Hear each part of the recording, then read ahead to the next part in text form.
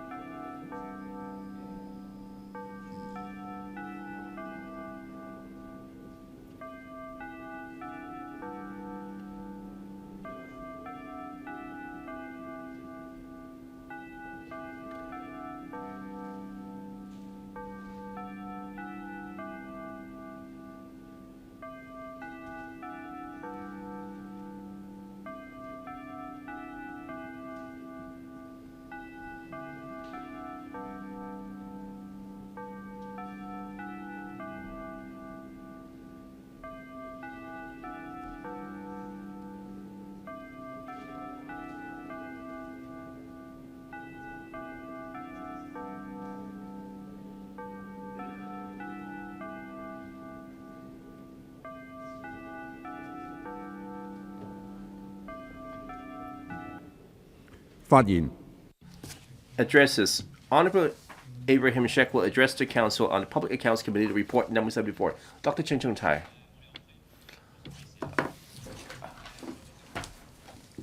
Thank you, President.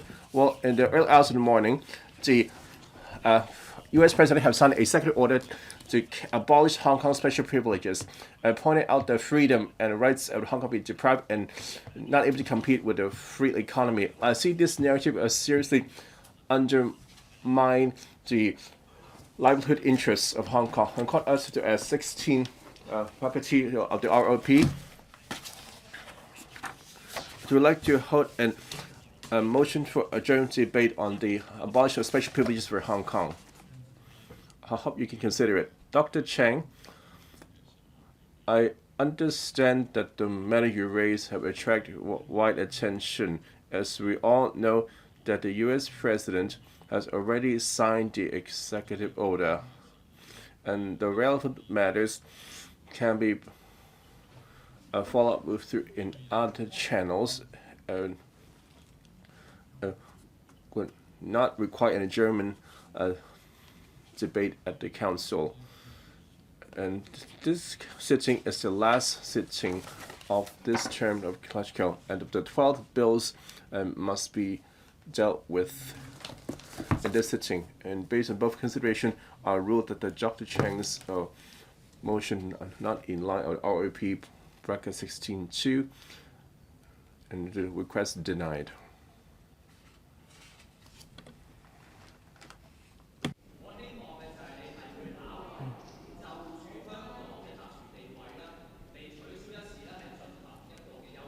I already stated that the U.S. President already signed this into law.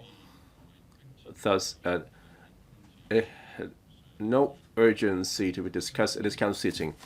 Honorable Abraham SHEK. Before I speak, I'd like to thank each and every member of the Public Accounts Committee for their hard work during the last 4 years. Now I start my report. On behalf of the Public Accounts Committee, I have the honor to table our report number 74. Out of the 8 chapters covered by the Director of Audits report number 74, the committee has decided to conduct detailed investigation on 2 chapters, namely, management of funding for sports development through the Arts and Sport Development Fund, and Sports Federation and Olympic Committee of Hong Kong, China.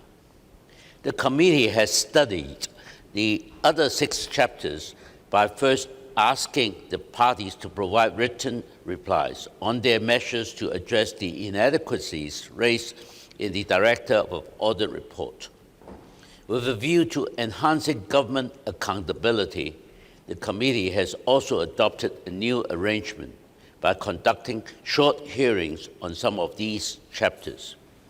Within a 30-minute hearing for each selected chapter, the relevant bureau, departments, and organizations are invited to explain publicly their measures taken and answer follow-up questions from members. 3 chapters with issues which have been repeatedly identified in previous Director of Audits reports are chosen for short hearings in the present report. They are Chapter 3 on Employees Retaining Board, Chapter 6 on Management of Insolvency Services, and Chapter 7 on Management of Short-Term Tenancies by the Lands Department. The committee finds such arrangement very useful and effective in raising public awareness of the work of the government. Regarding the 2 chapters for which the committee has held detailed investigation, they have a few things in common. I will highlight 4 points. First, they are about sports development in Hong Kong. For the first chapter, about funding for sports development through Arts and Sport Development Fund, The committee has put in quite a lot of efforts examining the operation and governance of Hong Kong Football Association, HKFA, a national sports association to develop football in Hong Kong. For the second chapter, it is mainly on the work of the Sports Federation and Olympic Committee of Hong Kong, China, the National Olympic Committee of Hong Kong, China. From the start, the committee wishes to stress that both HKFA and the Olympic Committee must preserve its autonomy and resist all pressures of any kind which may prevent them from complying with the Olympic Charter. Second, both organizations receive substantial funding from the government, and they have to ensure that money is spent in a value-for-money manner. For HKFA, funding has been provided from the Sports Development Fund to launch the Phoenix projects on football development from 2011 to 2015, and a 5-year plan from 2015 to 2020. A new 5-year plan has been prepared by the HKFA for the administration's consideration. In 2017 to 2018, the total government funding amounted to more than $34 million. For the Olympic Committee, the total amount of funding in 2018 to 2019 was around $39 million. The Home Affairs Bureau, which also increased its recurrent subvention to the Olympic Committee from $20 million last year to $40 million in 2020 to 2021. Third, the committee finds the governance of both organizations had room for improvement. The committee finds it appalling and inexcusable about the instances of non-compliances, irregularities, and inadequacies relating to the governance of HKFA. One of the most disappointing examples was that the Audit Committee, a standing committee of the HKFA, which is responsible for the important task to monitor and review the effectiveness of HKFA internal audit function, was not formed from July 2015 to June 2019. This is ridiculous. The Hong Kong community and local football fans have high expectation of HKFA to raise the standard of football in Hong Kong, as well as the ranking of Hong Kong football teams. However, the committee considered the HKFA overall achievement have been to the best and to be described as disappointing.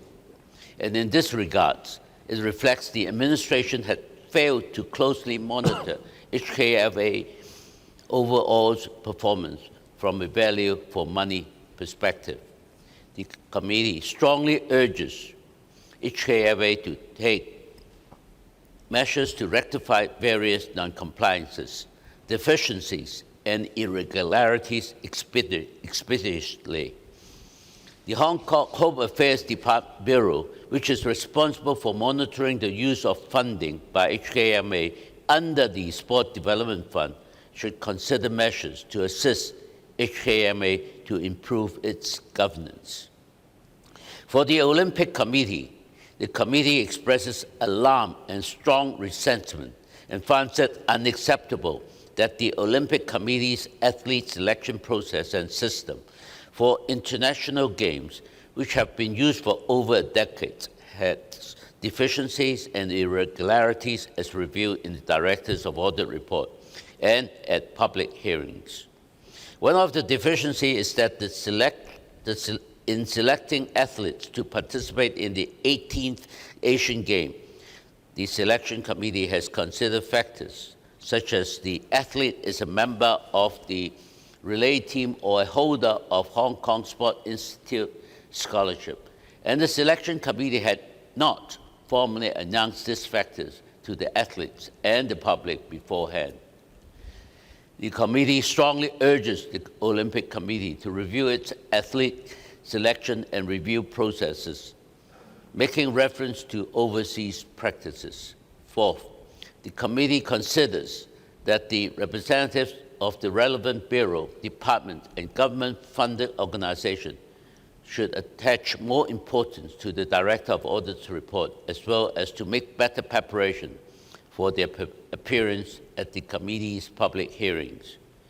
One of the most striking examples was that representatives of the Olympic Committee have been seen as answering the committee's question evasively, providing inconsistent and multi-version answers to the same question, as well as providing incomplete information taken out of context. On this, the committee expresses alarm and strong resentment and finds it unacceptable. This is the last committee's report of the 6th Legislative Council. In looking back at the past 4 years, the committee has conducted 53 public hearings on 21 subjects and published 14 reports. I would like to stress that the conclusion and recommendation are made by the committee in a constructive spirit and forward-looking manner. I will call on the administration to ensure all the bureau, department, and government-funded organizations could learn the lessons from the committee's report, as well as the Director of Audit's reports. They should implement necessary measures well in advance to prevent the occurrence of the non-compliances, deficiency, and irregularities identified. Lastly, I wish to record my appreciation of the contribution made by members of this committee, as I have started when I begin the speech. Our gratitude also goes to the witnesses who attended the hearings held by the committee.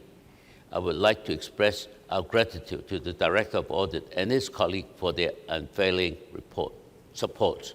Last but not the least, to the Legislative Council Secretariat for their hard work. Thank you, Mr. Chairman. 謝偉俊議員就議事規